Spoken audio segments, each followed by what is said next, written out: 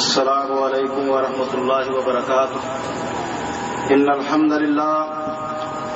للہ وکفى والصلاة والسلام علی عباده الذین اصطفى. اما بعد فاعوذ باللہ السمیع العلیم من الشیطان الرجیم. بسم اللہ الرحمن الرحیم. قال اللہ تعالی فی القرآن المجید والفرقان الحمید. لقد کان لکم فی رسول اللہ اسوۃ حسنہ. محترم بھائیوں اور عزیز ساتھیوں، میں آپ کے اور بھائی محترم مولانا حبیب الرحمان صاحب کے درمیان زیادہ دیر حائل نہیں ہوں گا.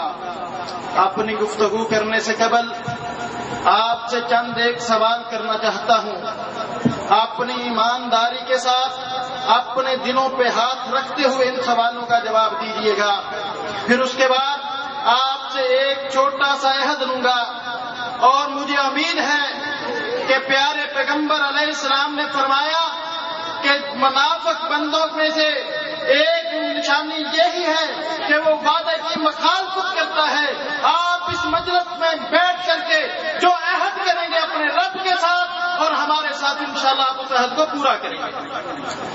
محترم بھائی اور عزیز ساتھیوں، میں آپ سے یہ پوچھنا چاہتا ہوں، رب کائنات نے قرآن مجید کے اندر اعلان فرمایا، اپنے پیارے حبیب کو مخاطب کر کے کہا، قل هو اللہ احد اللہ الصمد لم یلد ولم یولد ولم یکن له کفوا احد. اے میرے نبی کہہ دیجئے اللہ ایک ہے، اس کے علاوہ کوئی دادا حاجت روا مشکل کشا نہیں ہے. اللہ بے نیاز ہے، اللہ کا کوئی بیٹا نہیں ہے، نہ ہی اللہ کا کوئی باپ ہے.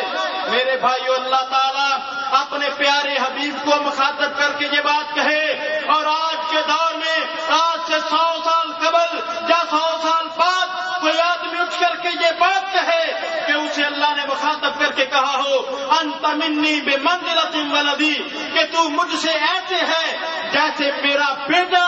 یا یہ کہہ دے کہ اللہ نے مجھے مخاطب کر کے کہا یا ولدی، اے میرے بیٹے. میرے بھائیو، جو بندہ اس بات کا دعویٰ کرے کہ اللہ نے اسے مخاطب کر کے کہا ہے تو مجھ سے میرے بیٹے کی مانند ہے، کیا وہ بندہ مسلمان ہوگا کہ کافر؟ ذرا بلند آواز سے بتائیے، مسلمان ہوگا کہ کافر؟ اللہ تعالیٰ قرآن مجید کے اندر فرمائے، لا تأخذہ سنۃ ولا نوم، کہ اللہ کو اونگ بھی نہیں آئے گی. لیکن کوئی بندہ یہ بات کہے کہ اللہ نے مجھے مخاطب کر کے کہا ہے اسحر و انام، کہ میں جاگتا بھی ہوں میں سوتا بھی ہوں، جو بندہ یہ عقیدہ رکھے وہ بندہ مسلمان ہوگا یا کافر؟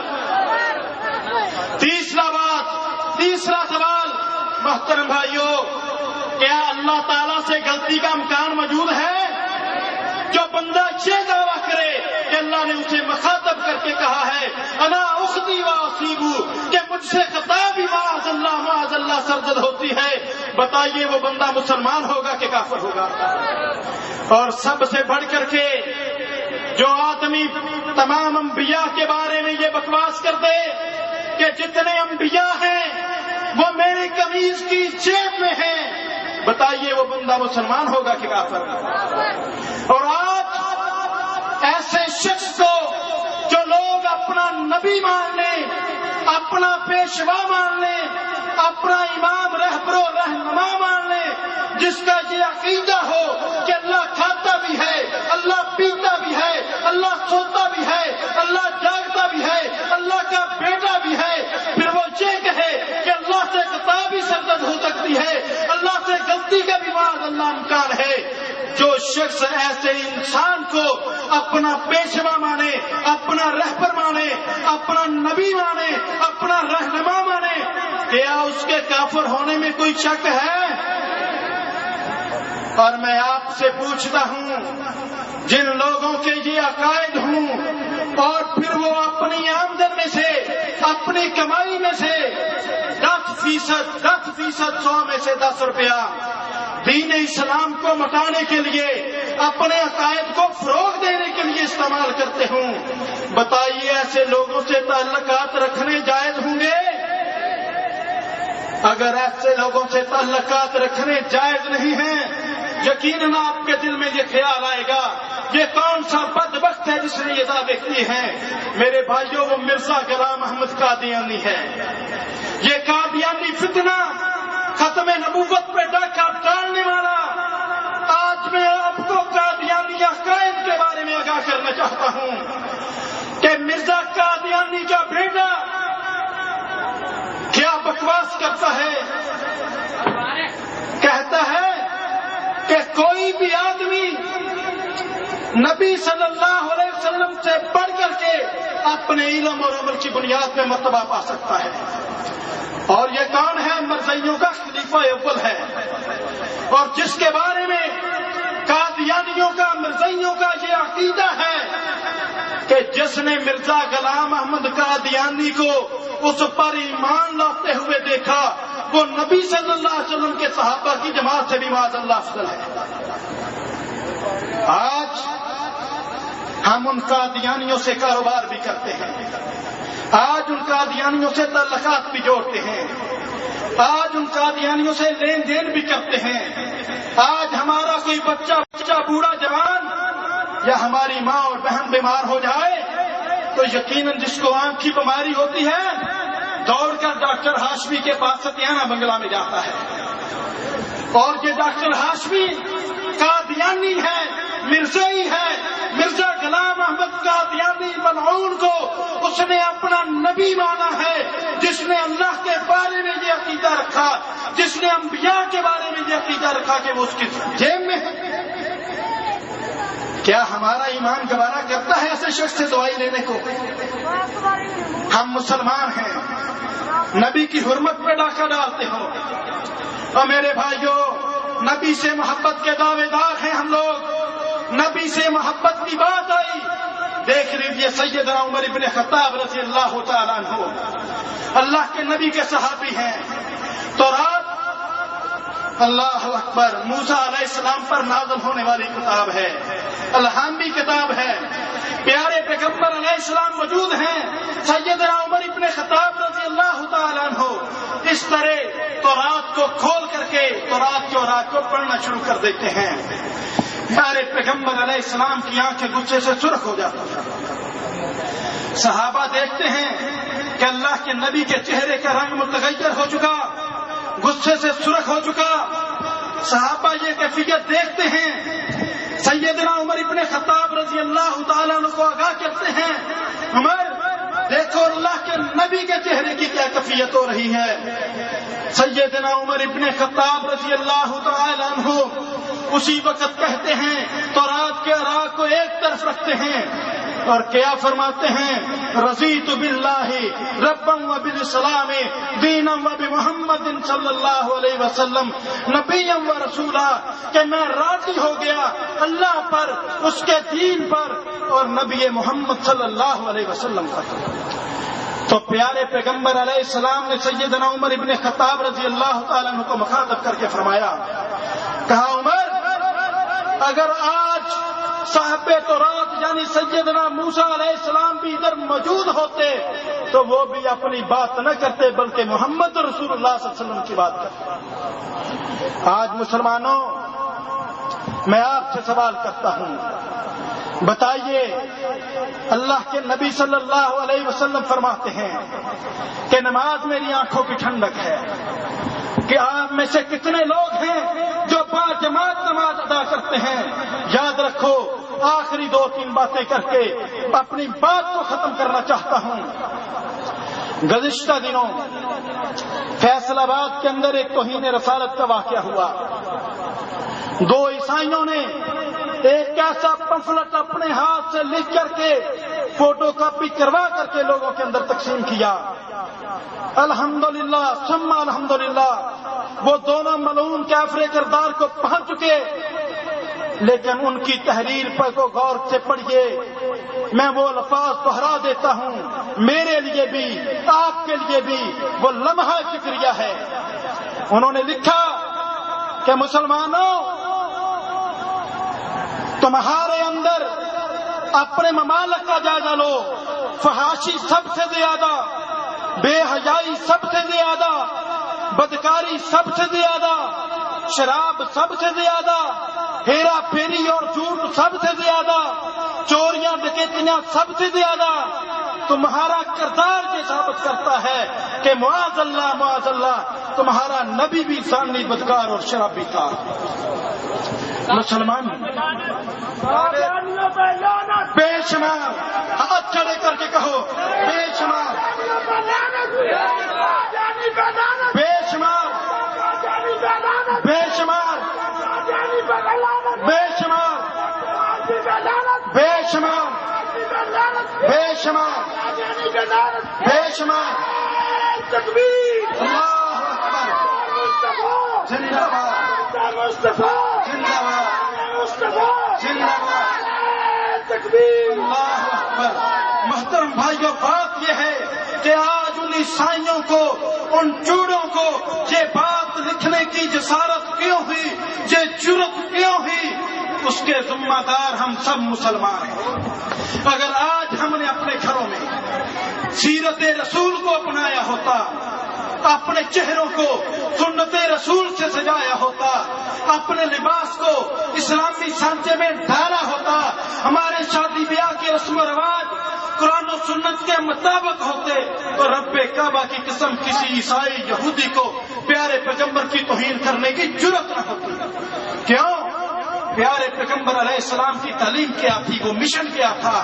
نبی کریم علیہ السلام کا مشن تھا والذی ارسل رسولہ بالہدی ودین الحق لیظہرہ علی الدین کلہ ولو کرہ المشرکون، کہ اللہ کے دین کو تمام ادیان پر غالب کرنا، اور پیارے پیغمبر کا مشن تھا، اللہ کے نبی کا مشن تھا فقاتلوا ائمۃ الکفر، کفر کے اماموں کو قتل کرنا، اللہ کے نبی کا مشن تھا جہاد و قتال کرنا۔ اور آج مرزا غلام احمد قادیانی نے اپنی کتابوں میں لکھا، ایک غلطی اور اس کا ازالہ میں لکھا، مجموعہ اصلاحات کے اندر لکھا، مرزا غلام احمد قادیانی نے، اس نے کہا کہ آج سے جس نے مجھے مسیح موعود مہدی یا نبی تسلیم کر لیا، اسی دن سے وہ جہاد کا انکاری ہو گیا۔ اور اس نے کہا کہ لوگ سوال کرتے ہیں اسلام جہاد سے پھیلا ہے یا اخلاق سے پھیلا ہے، تو کہنے لگا اسلام جہاد سے نہیں اخلاق سے پھیلا ہے۔ لیکن آؤ میں پیارے پیغمبر کا وہ فرمان آپ کے سامنے رکھتا ہوں۔ آخری بات ہے، آخری حدیث ہے اللہ کے نبی صلی اللہ علیہ وسلم سے سیدنا علی المرتضیٰ رضی اللہ تعالیٰ عنہ سوال کرتے ہیں، آقا آپ کا طریقہ کیا ہے، آپ کی سنت کیا ہے؟ پیارے پیغمبر علیہ السلام نے 17 چیزیں بیان کی۔ میں ان 17 چیزوں کی تفصیل نہیں کروں گا، صرف نام جمع کر کے اپنی بات کو ختم کر دوں گا، کیونکہ میرے بعد مولانا حبیب الرحمان صاحب بھی موجود ہیں، اور میرے بڑے ہی پیارے دوست اور بھائی مولانا ناصر مدنی حفظہ اللہ تعالی، وہ بھی تشریف لا چکے ہیں، انشاءاللہ ان کی گفتگو ہوگی۔ اللہ کے نبی صلی اللہ علیہ وسلم نے فرمایا، اللہ سب سے پہلی بات المعرفت راس مالی، معرفت میری اصل پونجی ہے، یعنی اللہ کی پہچان، اللہ کو جان لینا، اللہ کے بارے میں علم حاصل کر لینا، یہ میری اصل راس ہے، اصل پونجی ہے، اصل مال ہے۔ دوسری بات نبی کریم علیہ السلام نے فرمایا والعقل اصل دینی، عقل میرے دین کی بنیاد ہے، میرے دین کی اصل ہے، میرے دین کی جڑ ہے۔ جو آدمی باشعور ہوگا، عقل مند ہوگا، سوچے گا، غور و فکر کرے گا، تدبر کرے گا، اس کے لیے بڑی ہی نشانیاں اسلام کے اندر موجود ہیں، اور وہ یقیناً مسلمان ہوگا۔ اور بتاتا چلو، مور سے بتائیے، سائنسدان یہودی عیسائی تھا، بیولوجی کا سائنسدان تھا، جب اس نے تحقیق کی، قرآن پاک کا مطالعہ کیا، عقل سے کام لیا، شعور سے کام لیا، الحمدللہ مسلمان ہو گیا۔ اور پھر اس نے کتاب لکھی، قرآن، بائبل اور سائنس، اس کے اندر قرآن کی سچائی اور حقانیت کو بیان کیا۔ تیسری بات نبی کریم علیہ السلام نے فرمائی والحب اساسی، محبت میری بنیاد ہے، دین کے ساتھ محبت، اسلام کے ساتھ محبت، اللہ کے احکامات سے محبت، نبی صلی اللہ علیہ وسلم کی سنت سے محبت۔ اللہ کے نبی نے فرمایا محبت میری اساس ہے، میری بنیاد ہے۔ چوتھی بات پیارے پیغمبر علیہ السلام نے فرمائی والشوق مرکبی، شوق میری سواری ہے، یعنی جس کے دل میں نماز کا شوق ہوگا، روزے کا شوق ہوگا، نبی سے محبت کا شوق ہوگا، وہ اسلامی تعلیمات پر عمل پیرا بھی ہوگا۔ اللہ کے نبی نے فرمایا والشوق مرکبی، شوق میری سواری ہے۔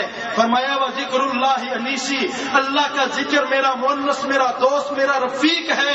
اور فرمایا والثقۃ کنزی، اور اعتماد میرا خزانہ ہے۔ اعتماد کس چیز پہ ہے؟ اللہ کے وعدوں پہ ہے کہ اللہ تعالیٰ نے جو دنیا کے اندر وعدے کیے ہیں کہ تو اسلامی تعلیمات پہ عمل کرے گا، آخرت کے اندر میں تجھے یہ ساری نعمتیں عطا کروں گا۔ اور آگے اللہ کے نبی صلی اللہ علیہ وسلم فرمایا والحزن رفیقی، غم زدہ رہنا میرا رفیق ہے، حزن میرا رفیق ہے، یعنی مجھے یہ غم کھائے رہتا ہے کہ کب بندہ اسلام کی طرف آئے، اسلام کی طرف بھیجنے کے لیے، مسلمان کرنے کے لیے، لوگوں کو کفر سے ہٹانے کے لیے۔ جب کوئی آدمی کسی آدمی کو دعوت دیتے اللہ کے نبی، وہ اسلام کی طرف نہ آتا تو پیارے پیغمبر علیہ السلام غمگین ہو جایا کرتے۔ اور آگے اللہ کے نبی نے فرمایا والعلم صلاحی، علم میرا ہتھیار ہے، علم میرا ہتھیار ہے۔ کس چیز کا علم؟ گانے بجانے کا، موسیقی کا نہیں، دین اسلام کا علم اللہ کے نبی نے فرمایا میرا ہتھیار ہے۔ اور آگے اللہ کے نبی نے فرمایا والصبر ردائی، صبر میرا لباس ہے، کوئی تکلیف آئے تو میں صبر کرتا ہوں۔ پھر فرمایا والرضا غنیمتی، رضا میری غنیمت ہے۔ والعجز فخری، عاجزی میرا فخر ہے، تکبر اور غرور میرا فخر نہیں ہے۔ والعجز فخری، عجز انتصاری میرا فخر ہے۔ اور پیارے پیغمبر علیہ السلام نے فرمایا والزہد حرفتی، زہد میرا جو ہے حرفہ ہے، اصل متاع ہے۔ بل یقین قوتی، یقین میری خوراک ہے۔ آخرت پہ یقین رکھنا، قرآنی آیات پہ یقین رکھنا، اور اللہ کے وعدوں پہ یقین رکھنا۔ اور فرمایا والصدق شفیعی، اور سچائی جو ہے یہ میرا ساتھی ہے، صدق میرا ساتھی ہے۔ والطاعۃ حسبی، اور اطاعت میں، فرما برداری میں میرا بچاؤ ہے۔ میرے بھائیوں، آج ہر مسلمان پریشان ہے۔ اگر پریشانیوں سے نجات پانا چاہتے ہو، اگر پریشانیوں سے بچنا چاہتے ہو، تو اس اصول کو اپنا لو کہ اللہ کے نبی کی اور اللہ تعالیٰ کی اطاعت میں ہی ہمارا بچاؤ ہے۔